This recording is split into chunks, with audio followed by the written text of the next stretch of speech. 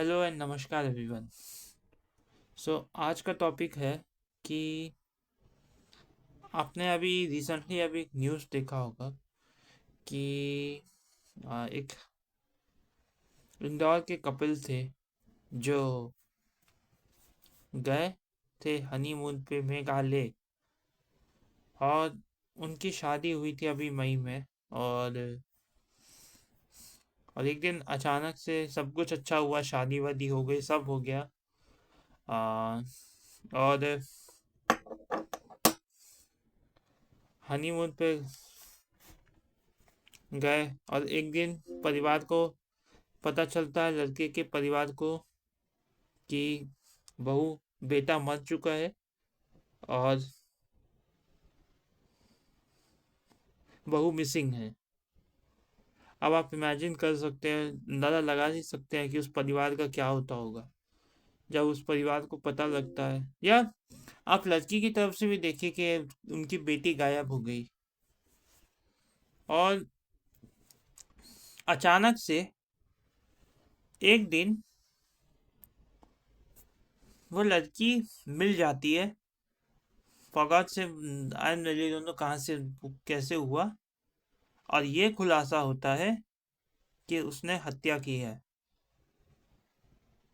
जी हाँ, मैं बात कर रहा हूँ इंदौर के रहवासी हैं राजा रघुवंशी और सोनम की। इन लोगों की शादी हुई थी आई थिंक मई में। फिर इन लोगों का हनीमून का हुआ। परिवार के सहमति से हुआ सब, शादी वादी का सारा हुआ। लड़का लड़की भी राजी और शादी हुई। उसके बाद ये लोग गए। उसके बाद ये तय हुआ कि हम लोग जाएंगे, जम्मू जाएंगे। और शायद उस समय और उसी समय जम्मू में जो बहुत ही कायनारा हरकत हुई थी, जो अटैक हुआ, उसके कारण कैंसिल हो गया। तो इन लोगों ने फिर वो प्लान कैंसिल किया। और उन लोगों ने फिर बनाया कि हम लोग चलते हैं मेघालय। मेघालय चलने का प्लान बनाया। सो राजा और सोनम ने, राजा रघुवंशी और सोनम ने। और उसके बाद ये लोग गए। ये लोग उसके बाद जो राजा थे, उनके जो मदर थी, शायद उस बात से खुश नहीं थी कि शायद उनको कुछ खटास लगा था बात में कि वो एक्चुअली मना भी कर रही थी थोड़ा सा कि अभी मत जाओ। तो और जबकि सोनम ने टिकट करा दिया था। और ये सब बात भी हो रही थी पहले कि जाए ना नहीं जाने पे, बट सोनम ने बहुत ज़्यादा प्रेशर बनाया और टिकट करा लिया। और माँ, राजा की मम्मी मना कर रही थी माँ, बट राजा ने बोला कि आ, मम्मी टिकट करा लिया है सोनम ने। और टिकट करा लिया गया था, गए। उसके बाद जो 3-4 दिन, उसके बाद कुछ दिन बाद राजा ने भी बात की अपनी मम्मी से, सोनम ने भी बात की। दोनों अलग अलग जगह पे थे। जैसे कि राजा शायद ऊपर पहाड़ पे गए थे और शायद कॉफी कॉफी पी रहा था, और सोनम शायद ट्रैकिंग करने गई थी। उसके बाद जो राजा था, और उससे पहले राजा और सोनम ने, दोनों ने मम्मी से बात की अपने। सोनम ने अपनी सास से बात की और राजा ने अपनी मम्मी से बात की। उसके बाद उनका phone switch off. Phone switch off.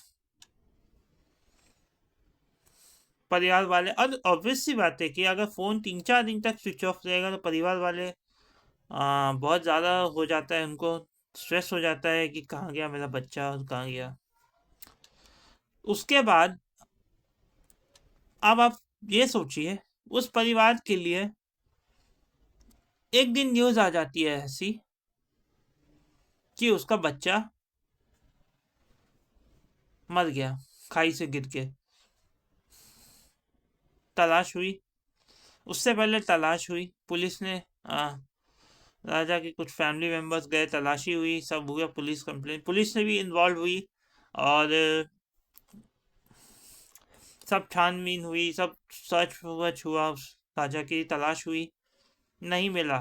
और आखिर में फाइनली राजा की लाश मिली, एक पहाड़ के नीचे, पहाड़ से गिरी हुई, कहीं से ड्रोन से देखा, उसकी लाश मिल गई,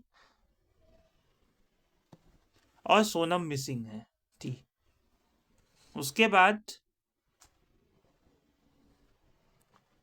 कुछ दिन बाद सोनम, अभी 2 दिन पहले सोनम यूपी के किसी एक शहर में एक ढाबे में स्पॉट हुई, और I am very don't know कैसे हुआ ये।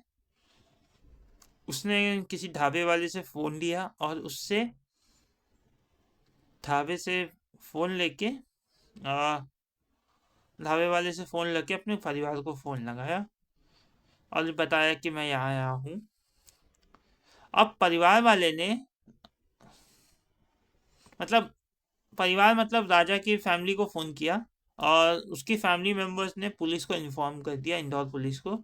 इंदौर पुलिस ने मेघालय पुलिस को फ़ोन किया, और मेघालय पुलिस ने यूपी पुलिस को बताया, तो उसको, उसके बाद यूपी पुलिस ने गिरफ्तार कर लिया। और अब उसको, और हाँ, और वहाँ के मेघालय, या हाँ मेघालय में ही, वहाँ के जो पुलिस ऑफिसर है, उनने बोल दिया, उनने कंफर्म कर दिया है कि सोनम ने ही मरवाया है अपने पति को, राजा को। क्यों? और उसका कोई, क्योंकि सोनम का कोई अफेयर था किसी उसी के लड़के के साथ, किसी लड़के के साथ अफेयर था उसका, इसलिए रास्ते से राजा को हटा दिया।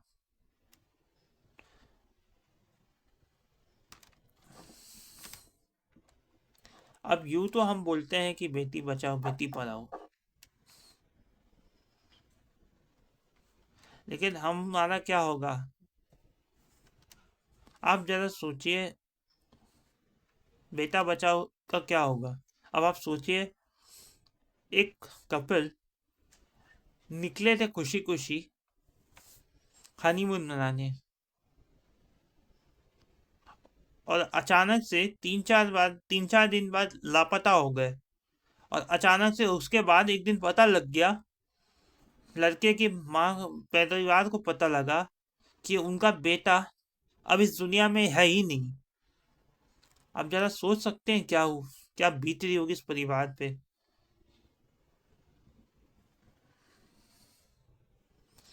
आप समझ सकते हैं उस परिवार पे क्या बीत रही है।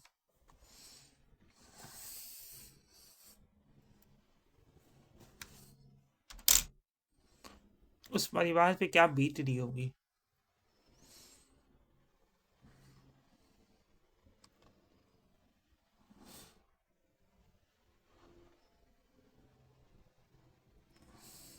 और ये बहुत सिंपल सा गणित है, और बहुत सिंपल सी बात यह है कि अगर शादी नहीं करनी थी तो बोल देती सोनम कि मुझे नहीं करनी है शादी, क्योंकि मेरा किसी से ये है।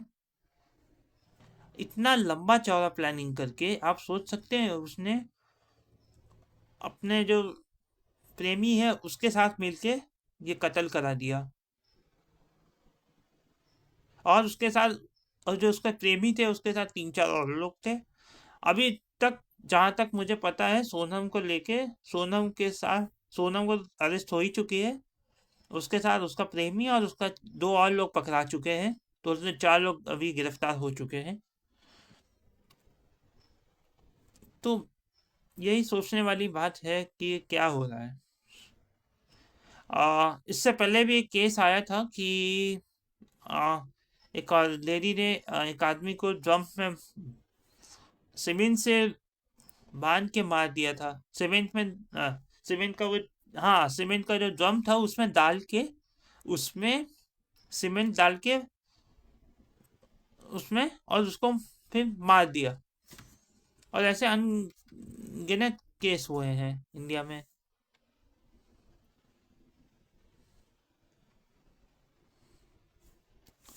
सोचने वाली बात यह है कि अब हमें क्या करना चाहिए इस पे।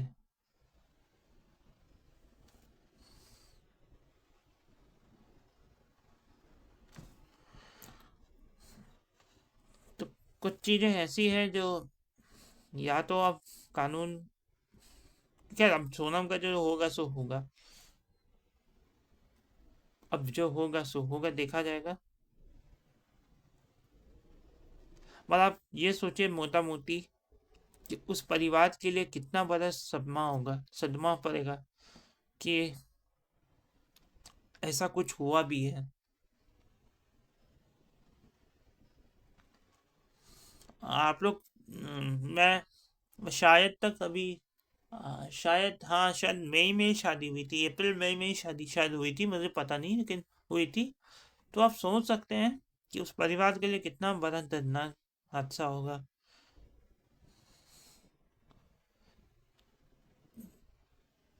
उन परिवार को लगा होगा कि बेटा घूम के आएगा, बेटा बहू घूम के आएंगे, खुशी खुशी वापस गए हैं घूमने, घूम के वापस आएंगे। और एक दिन उस उस बेटे के घर पे बेटे की लाश आती है।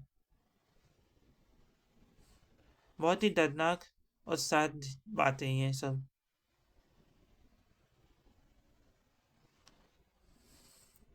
वक्त आ गया है कि अब हमें इस बारे में, हमारी और हमारी सरकार को अब इस बारे में कुछ करना पड़ेगा।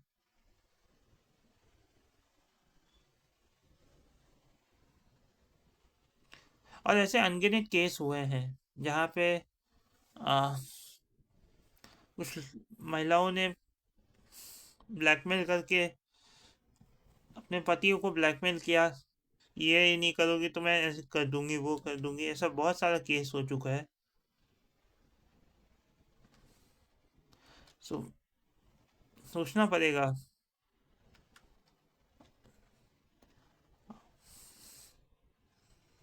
सिर्फ सरकार की जिम्मेदारी नहीं है इस पे, हमारी भी जिम्मेदारी है इसमें, कहीं ना कहीं आम जनता की। सोचना पड़ेगा क्या करना है। जय हिंद।